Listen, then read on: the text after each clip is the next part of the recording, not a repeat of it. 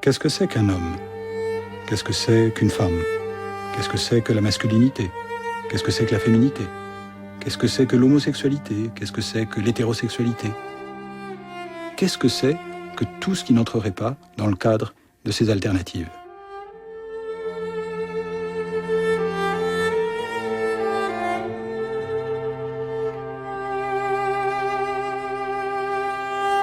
On est allé lire Judith Butler parce que c'est d'abord quelqu'un qui réfléchit sur l'identité et sur les normes.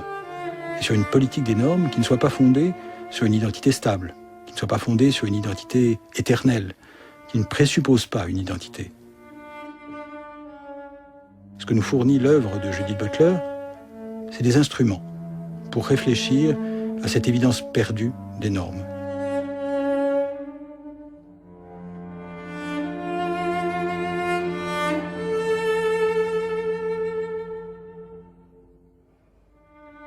I'm lesbian, I'm gay. Yes, I'm lesbian, I'm gay, but do I subscribe to everything the lesbian and gay movement says? Do I always come out as a lesbian and gay person first before, say, I am a woman, or before I am a Jew, or before I am an American, or a citizen, or a philosopher? No, it's not the only identity. So these are communities where one belongs and one does not belong. And it seems to me I travel.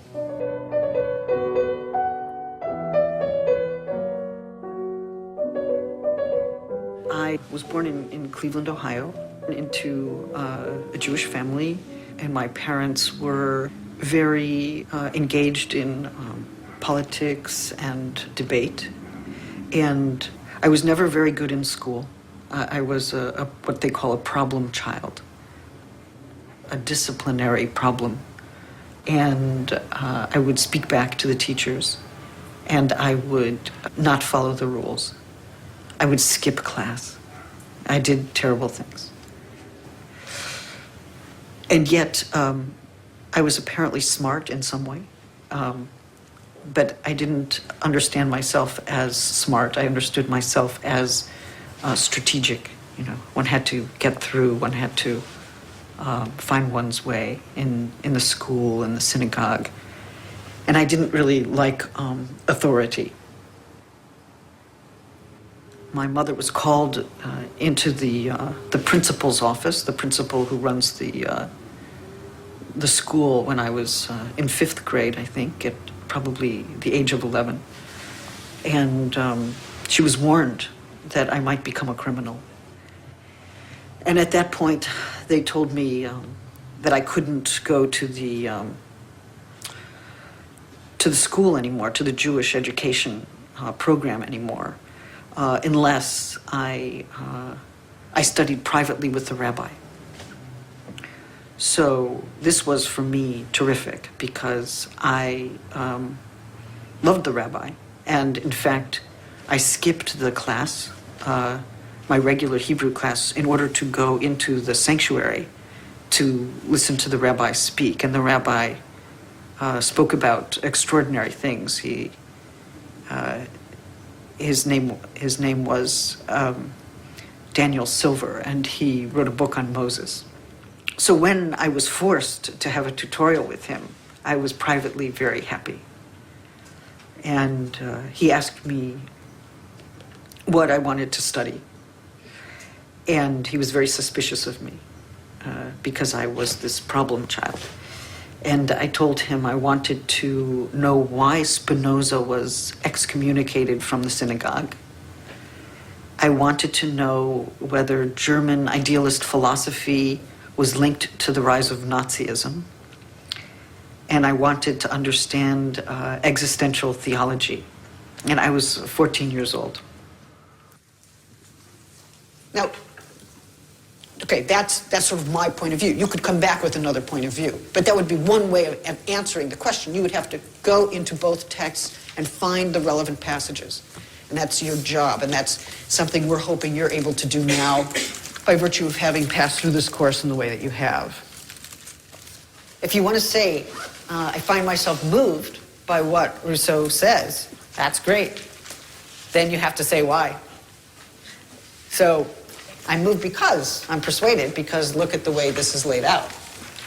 Because when I read this is what happens, and this is what convinces me, and this is the figure through which it works, and that figure works in the following way. And I'm moved too. And show me so I can be moved like you.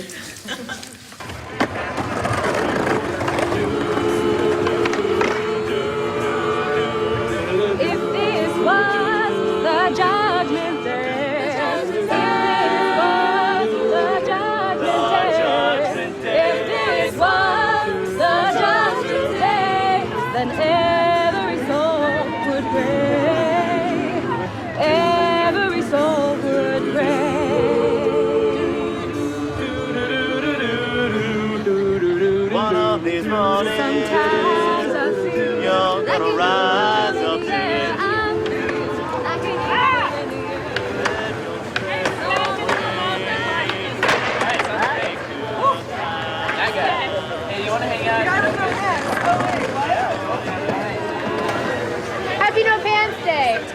I could be in space right now. Hey, No Pants Day!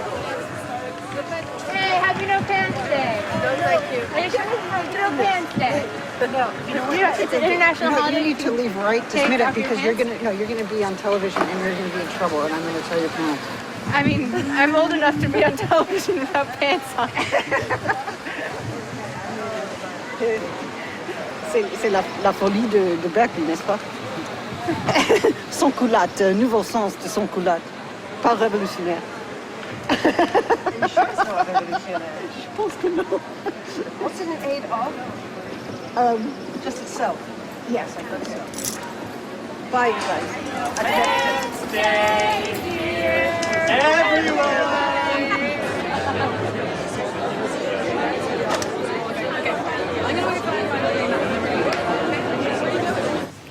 Sexuality is particularly interesting here because we might think that to be a certain gender is to have a certain sexuality, and that these two are linked in some way.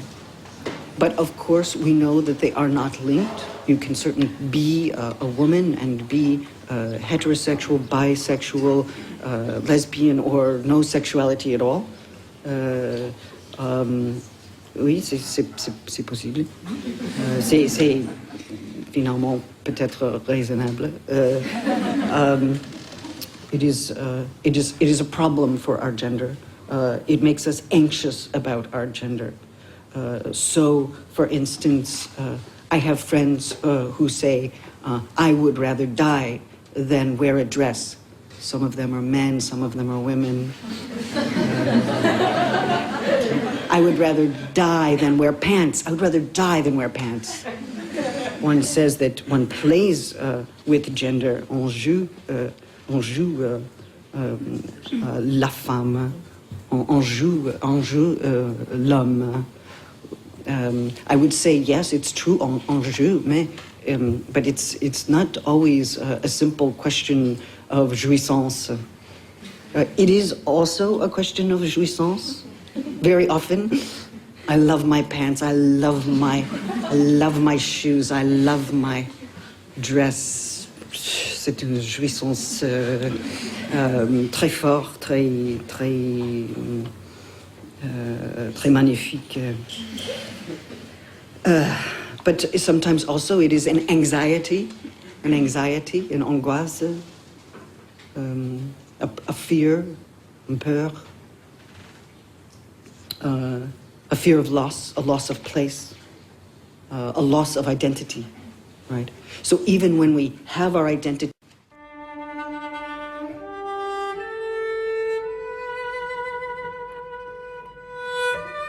my mother's family owned movie theaters in the city of Cleveland. And like many Jews, they entered into a new industry that started up in the 20th century.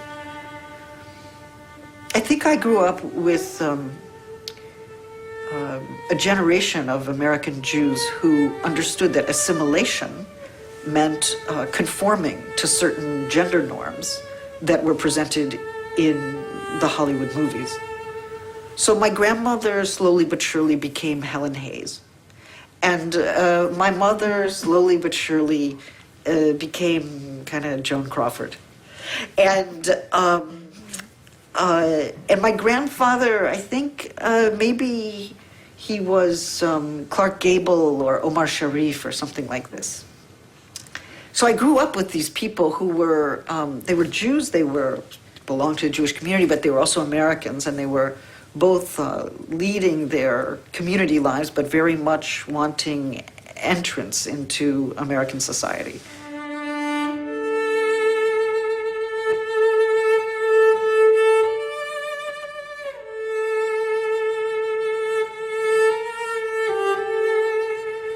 So I think that by the time I grew up, in the late 60s and early 70s, looking around me, trying to make sense of gender, I saw these extremely exaggerated notions of what gender was. But I think that these were notions of Hollywood gender that came through Jewish assimilation. And maybe gender trouble is actually a theory that emerges from my effort to make sense of how my family embodied those Hollywood norms and how they also didn't. They tried to embody them, and then there was some way in which they couldn't possibly. And maybe, my conclusion was that anyone who strives to embody them also perhaps fails in some ways that are more interesting than their successes.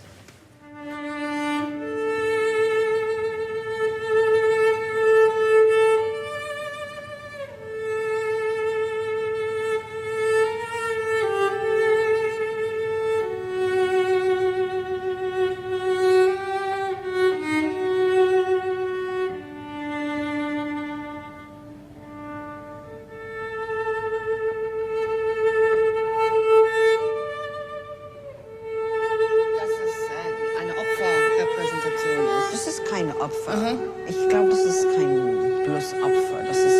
Das ist etwas anderes. In dieser Instanz würde ich sagen, es gibt so Furcht. Furcht, Ja, bestimmt Furcht. Ja. Aber sie ist auch, aber sie lebt noch. Ja. Sie ist auch sehr lebendig. Und sie kann handeln. Ja, vielleicht. Vielleicht. Aber und ich glaube, dass wir sehen hier sie denkt an etwas anderes. Immer noch. Und es gibt auch so eine Sinnlichkeit, Furcht vielleicht auch ein bisschen Hoffnung, Erwartung. Das Licht ist ein bisschen hoffnungsvoll, ne? Ja. Kann sein. Kann sein. Ja. Sie ist verletzbar, aber das bedeutet nicht, dass sie verletzt wird. Ja, genau. ja, Es gibt eine sehr wichtige Unterscheidung. Ganz genau. Und ich glaube, das ist sehr wichtig, Absolut. die Verletzbarkeit der Frauen darzustellen. Das ist wichtig für die Feminismus. Das ist nicht gegen die Feminismus. Das ist kein feministisches Problem. Das ist Aber wichtig. viele können es nur lesen als Opfer. Opfer? Warum? Ja, das ist Warum? auch eine lange Geschichte. Im Feminismus hat das dieser Opferdiskurs. Aber sie spielt ein bisschen mit diesem Stereotyp, glaube ich. Ja. Und das Licht ist auch unheimlich nett, finde ich.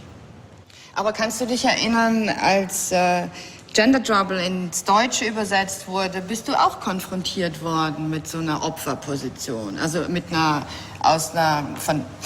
von sogenannten Oldschool-Feministinnen, die doch immer wieder da hineingefallen sind in diesen Opferdiskurs. Ja. Oder? Hattest du den Eindruck? Ja, ich hatte das Eindruck, aber damals hat einige Feministen gedacht, dass wir die Frauen immer als Opfer beschreiben müssen oder auffassen müssen. Ja. Und ich habe betont immer Handlungsfähigkeit. Und das war vielleicht kontrovers. Aber die Schermen hier, ich glaube, das ist so eine Frage von Lust. Lust, ja? Ja. Lüsten. Ja. Lüste. Ja. Ja. Lust. Das ist ein Foto von Lust. Das ist Und man könnte sagen, so in den Vereinigten Staaten, die McKinnon und anderes, würde ich sagen, das ist vielleicht eine Art von Pornografie. Wie sagt man? Pornografie. Pornografie. Ja. Aber ich glaube, das ist keine Pornografie. Aber es ist eben. Man kann zugleich, ja, sie kann zugleich zerbrechlich und begehrensvoll sein. Ja. Das ist Begehrenswert. Begehrenswert, ja? Ja. Und das bedeutet, dass wir so eine andere Rahmen, das ist nicht eine pornografische Vorstellung, nach meiner Meinung.